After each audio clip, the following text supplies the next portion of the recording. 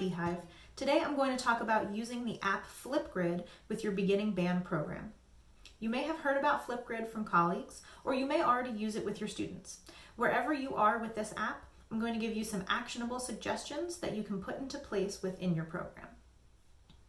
If you aren't familiar, Flipgrid is an app that allows students to record short videos and post to a grid. As a teacher, you can set up a grid for your class. You can set up multiple grids for different classes or grade levels, and you can set it up so that it's private so that only you and your students can view it. You would then set up individual topics where students can post their videos. The Flipgrid website has some really easy to follow instructions to get you set up with your grids and get students onto it. I have everything set up for myself so that I receive an email every time a new video is posted to one of my grids. I tell my students to give me 24 hours, and I always try to respond to any video posted within 24 hours to give my students feedback. Here are some of the ways that you can utilize Flipgrid within your beginning band program. Beginner check-in. At the beginning of the year, I like to give my beginners assignments in Flipgrid to check in and see how they're doing between lessons. I generally see my students once a week, but there are always times that we'll miss lessons due to things like scheduled days off, snow days, school events, and student absences. Especially when there are multiple weeks between lessons, watching student videos on Flipgrid helps me to, number one, know that they're practicing, and number two, it helps me informally assess their progress so that I can make adjustments to my instruction for their next lesson. Student questions.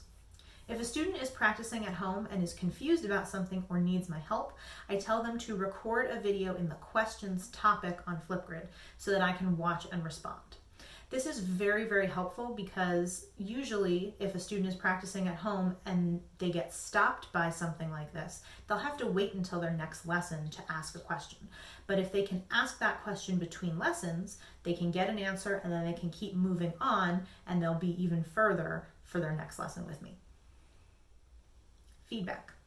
Most students want confirmation that they're playing something correctly.